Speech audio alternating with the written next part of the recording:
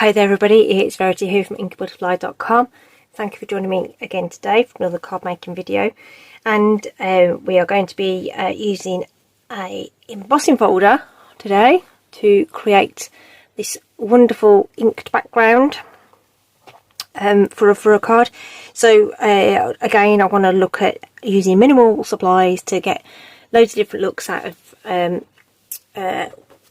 your products basically. Okay, so I've used some subtle colours in terms of, we've got Bubble Bath, we've got Lemon Lolly and Soft Sea Foam. They're all in the subtles family, and I've sort of grunged it up a little bit using crumb cake, and it's on a crumb cake card base, and that's what I've stamped the sentiment in. Okay, so this is all using the layered Florals 3D embossing folder. Okay, so we get loads and loads and loads of texture out of that.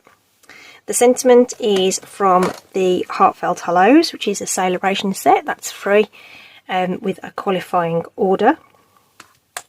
And then the sentiment itself is being cut with this cute set. This is called Everyday Details, and we've got some rectangles and some circles in there with this lovely well, it's not really pierced, but they've got these little holes around the edges, which is really lovely to use. Okay, so we'll just pop those ones away for now. We're going to be using one of the rectangles, like I say, to cut that sentiment. So we'll pop everything to one side just for the time being. Okay, so we are going to mix up the colourways. Okay, I've already embossed. Okay, because I wanted just to show you the inking technique really. So don't forget that on your Stampin' Cut and Emboss, or any of your other die cutting machines that you might have, there will be instructions either on the machine or in the user manual on how to do the embossing with 3D embossing folders. If you are using a Stampin' Up cut emboss machine, it's the base platform plus the dark grey number 4 plates. All the plates that you need, so I should grab that, sorry, I'm clattering about, that's the number 4 plate, dark grey. When you get a Stampin' Cut and Emboss, you'll get all the platforms that you need and all the plates that you need, plus a set of cutting plates. The cutting plates, the number 3s, are consumable items. They will wear out eventually, but you can keep using them and using them, and replace them as you need. Okay, so already embossed that, and I've just used basic white cardstock already cut to size. Okay, so for this then, we're going to bring in some paper just to protect my surface there, just some grid paper, copy paper, whatever you've got. Okay, and we are going to use a different set of colours. We're going to go much brighter. We're going to use Granny Apple Green, Berry Burst, Fresh Freesia and Grey Granite to soften everything up. Okay, so we're going to start with the Grey Granite, and I'm using the mini blending brushes because I want to get into some of the details of the folder really, and also want to sort of just focus the ink onto certain areas of the card. Okay, so less is more with a lot of this. So if you're not sure, go light and then add some more ink to it, which of course you can do over and over and over again until you're happy with the result. There's another leaf over here, so I'll just pop that in there. Okay, so popped all those in. There's not that many leaves in the actual background there, to be honest. The Berry Burst we're going to use for the little tiny, well, say tiny, these 5-petaled flowers, rather than the kind of, I don't know what those would look like. They're not really roses, but whatever they are. Okay, so this is Berry Burst. This is a bright, deep colour.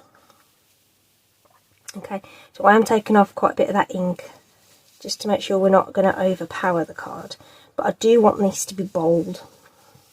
Okay, so just working that in. Like I say, taking it off and then adding more if I need to. It looks like you're wasting ink, but in reality it is only a little tiny bit. It just goes a long way. Okay, and the Stampin' Up ink pads, when they're brand new, are really packed with ink, and they will last you a very long time. I've had some of my ink pads like years since I sort of joined, and I've only in the last few months re-inked a few of them, some of the paler colours in particular, so they do last a really long time. And I do like to use my inks in particular. I don't tend to use designer paper or whatever. I use my ink, so they do last a real long time. Okay. The other thing with the ink is that the way the case is designed, it means that the ink pad is actually upside down, so the ink stays to the top, which gives you extra use out of them as well. So they're really lovely to use. Right, so have I got them all? Oh, there's one just there. And I don't mind, it doesn't matter that these are going into the other flowers either. That's absolutely fine, because I want the colours to kind of blend together a little bit anyway. Okay, I think that's it for those 5-petaled flowers. So it's looking really sort of blotchy at the moment, but it's surprising how when you're doing ink techniques, it's really surprising sometimes how all of a sudden it comes together before your eyes, really, to be honest. So I'm going to bring in the Fresh Freesia here. Did I say bubble bath? No, the other one was bubble bath. So this is sort of I don't know, it's a purpley pinky kind of colour. So we're just going to blend that in, kind of starting in the centres of the flowers, and then, I say centres, I mean that's sort of the centre of the actual image, not the actual sort of stamens and stuff. And going over those. And again, I want this to be quite bold, so you'll notice I'm not taking off the ink in the first instance on this one. It is a paler colour, but I'm not putting loads of ink on the brush all at the same time. And so we can always build up this colour, but obviously once it's down you can't take it away. So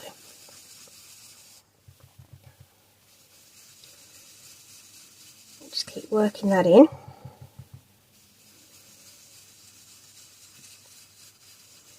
I'm not particularly looking to cover the card necessarily.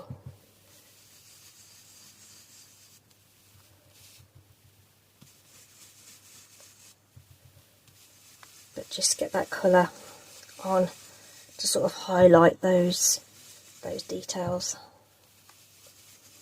I think I might want to add a little more. Some of these, make these pop a little more, particularly around the centres there.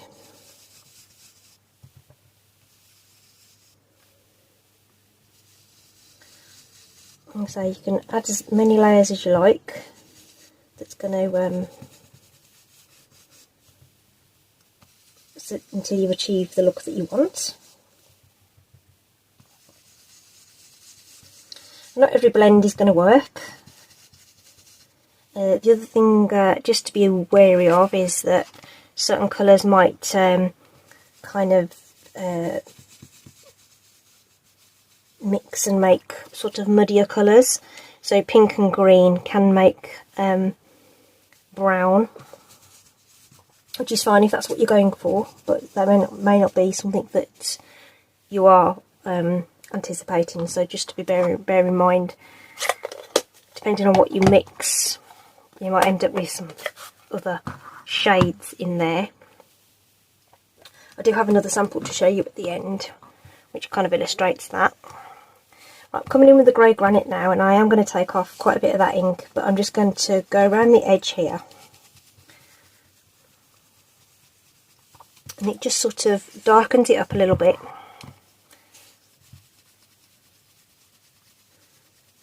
Fills in a little bit of that white edge,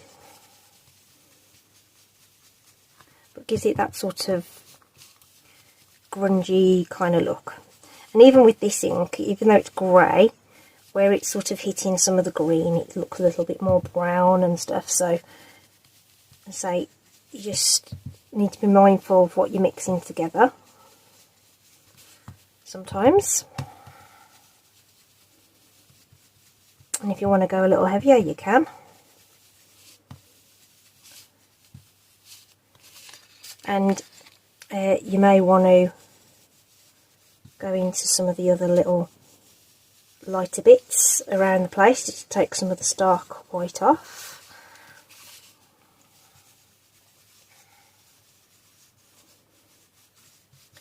But basically you keep going until you achieve the look that you want, okay? And I think that looks absolutely fantastic now. I think that's there. Just to be just to finish this off, when you layer up the card, and if you're using dark card base, the sort of white core can show a little bit, and that can be a little bit distracting. So if you use a Stampin' Right marker or a Stampin' Blend and just go around the edge of the card, it just takes away that sort of white edge, which is super subtle when you think about it, but sometimes it can really show.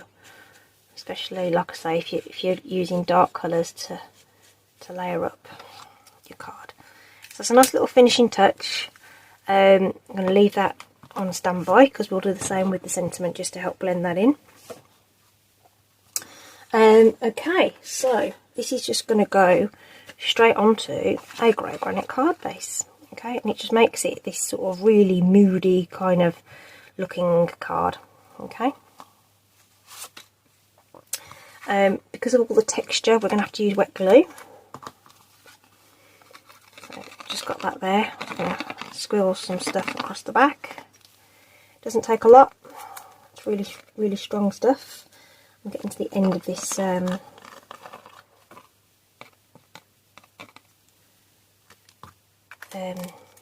tube.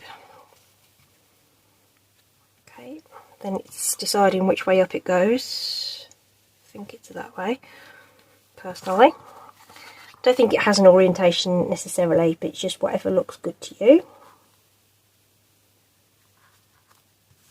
And we'll just make sure that that's nice and firmed up. Just keep it pressed down just for a minute, so there's a lot of texture on there. Okay, so that's just going to dry while we do our sentiment. So we've got the die ready, and just a scrap of the cardstock, and we'll use the same grey granite ink, and we're using this Enjoy Your Day stamp that we've used on the other cards. As I say, this is from the Heartfelt Hollows from Celebration. So there we go, we've got that stamped, and we can get that die cut with the this lovely little die. And I'm going to just knock it over a little bit towards the right, because we're going to be trimming off that sort of first row of holes, or two maybe.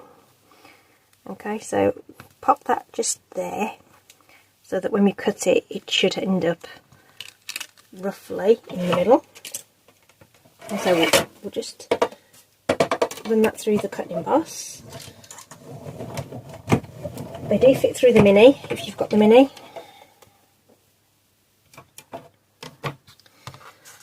just bring that across, and all the little dots have come out, and we'll clean that up in a minute. And I'm just going to grab the paper trimmer, and I'm not sure I got that very straight, but never mind. Maybe it just wriggled a bit on the platform, so that isn't quite as straight as it should be. So I'm just lining up the holes there. So I'm slicing approximately halfway between some of those holes there. Okay, and that hopefully ends up reasonably centered. Just going to bring back that scrap paper and use the brush just to knock off the whiteness on this. It's only a little bit, but it's funny how it makes all the difference. And again, you can use the little trick of running that marker pen around the edge, which will just help it blend in.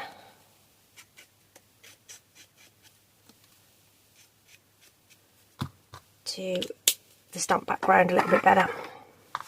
Okay, and that's just going to go on somewhere. So I like to choose somewhere that isn't going to sort of, you know, cover anything, you know, the interesting points. I want to sort of, there's a nice bit of berry burst there, so I still want that to show and not cover it up. Let's make sure that's the right way up. There it is. Okay, so I'm going to pop this on with dimensionals. So I'm going to use the mini dimensionals. Well, obviously we've got a very textured surface that we're trying to set this onto. So what I'm actually going to do is strategically put some dimensionals onto the flat of the card. So here, here and here. And if I use the minis, hopefully they won't show excessively on the sort of side. So I'm going to squidge these in. You can use the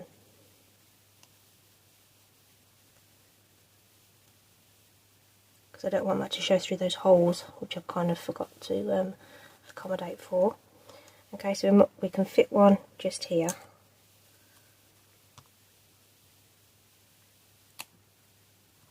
On the flattish of that card. Okay, let's just take off those little backings, and we can just place the sentiment over the top, and it'll be adhered enough on there. I'm just making sure that that's covered up and this edge is lined up, and we can set that down like that. Okay, so there's enough to secure that. It's not going to go anywhere. Okay, so that is it. That's the finished card. Alright, haven't added any bling, but you totally could. You could put ribbon behind, whatever you like. I just wanted to do something that was just about the blended background. So this one's very bright and bold. We started off with this one, which was sort of softer. Okay, another sample that I did was this one, using blue with some yellow, but obviously you get transitions of green through there. Okay, so that could add or not, as the case may be. This is pecan pie on the background, which matches the sentiment. It was Azure Afternoon, Lemon Lolly, and I think it was Soft Sea Foam that I used. Okay, just for a different look altogether. So depending on what look you want to go for, you know, have a play with the colours, see how they fit together. Don't have to stick with natural colours either, go for something a little bit different. Okay, so that's the cards today. So the real feature there was the layered floral 3D embossing folder. The links will be in the description. Do take a look, and don't forget, with your qualifying orders, you can get some celebration items. All the details over on the blog. Just click all the links and have a look. Okay, that's it from me today. Hope you're staying safe. Take care out there, and I'll see you soon. Bye.